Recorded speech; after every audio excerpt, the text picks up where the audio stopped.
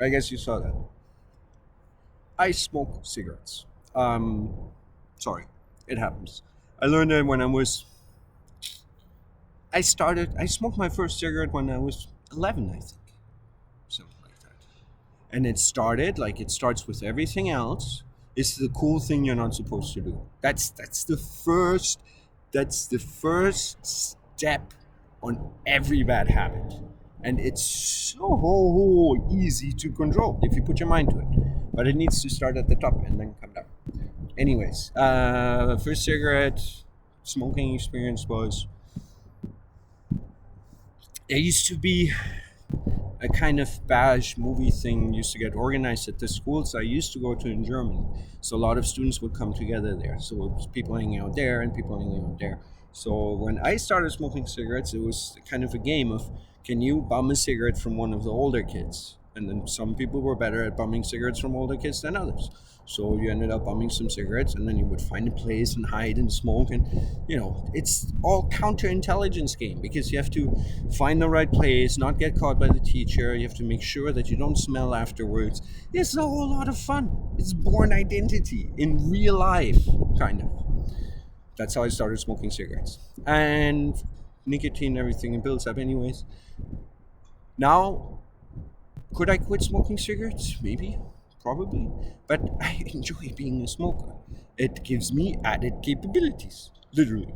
Because, and I've told this joke to hundreds of people, nobody gets it. There's something philosophically very important and clever about this. Ask a non smoker for a lighter. If you walk up to a non smoker for a lighter and you ask him, "Excuse me, sir or miss, would you happen to have a light?" That's what a lighter looks like. First thing out of 95% of all smokers is, "I don't smoke." Pause. You excuse yourself, showed respect in addressing the individual, and asked them for an object, a light. Their response, surprise, assuming they've been accused of being a smoker, which is a bad thing. So, immediate guard, I am not a smoker. Starts with two people not having the same conversation. Not a big deal. Misunderstandings happen all the time. Okay, fine. Next step. Sorry, sir. I did not mean to offend you. I did not mean to imply that you're a smoker. I was wondering if you have a light to make fire. The non smoker comes right back. Why would I need light to make a fire? I don't smoke. This is usually the point where people are starting to have a little bit patience issues because they feel like you're stupid. Because they feel like they've now, for the second time, told you that they're not a smoker and you're not getting the point. The misunderstanding is escalating. I'm still just looking for fire. Again, to the non smoker, sir, I'm sorry that you feel that fire is only good for smoking cigarettes. But if you consider, what do you think is one of the greatest inventions of mankind? I don't have time for this. That's usually how it goes. But if you find somebody that's a little bit more questioningly entailed, then you might catch somebody that says the wheel, running water, wheelchairs, pornography, depends on which camp you ask. Different things are important to different people.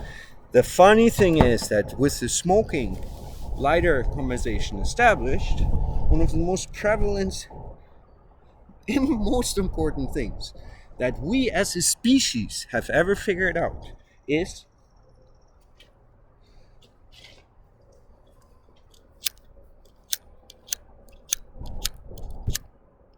how to make fire. How to make fire is really important. How do you make hot water if you don't know how to make fire? How do you cook your food if you don't know how to make fire? This is usually where you've lost all attention spans of people around in general, and people don't get and realize that in a non-smoking family, try to find a lighter right now. Might be tricky. Not trying to send everybody into panic or frenzy in any direction. Right now you're sitting in quarantine, listening to this, or you're driving around thinking the quarantine isn't serious. Either way, in no matter what end game movie, end of the world situation you look, no matter the movie, happy end, bad end, worst case scenario, best case scenario, whatever it might be, you will always need a lighter. First thing in all directions. Responsible human being should always have 3 things on them in order to be able to manipulate their realities in case they need to. And these 3 things are a lighter, an edge, and a pen. And it doesn't matter if you're a smoker, a crackhead, and a poet, or if you're a pyromaniac, samurai, and an artist. These 3 things in the hands of any human being increase a human being's capabilities. And why would it be important for us to increase our capabilities? Because if we didn't have cars, none of this would be happening. Because cars increase our capabilities. If we didn't have supermarkets, none of this would be happening. Because supermarkets increase our capabilities. But if we're not dealing with our capabilities in a responsible way, then we might as well take all of our shotguns, all of the pharmaceutical drugs that we have lying around, just hand them all over to our children, because they'll deal with them the same way we deal with them right now. Randomly. Willy-nilly. Seems like a bad idea.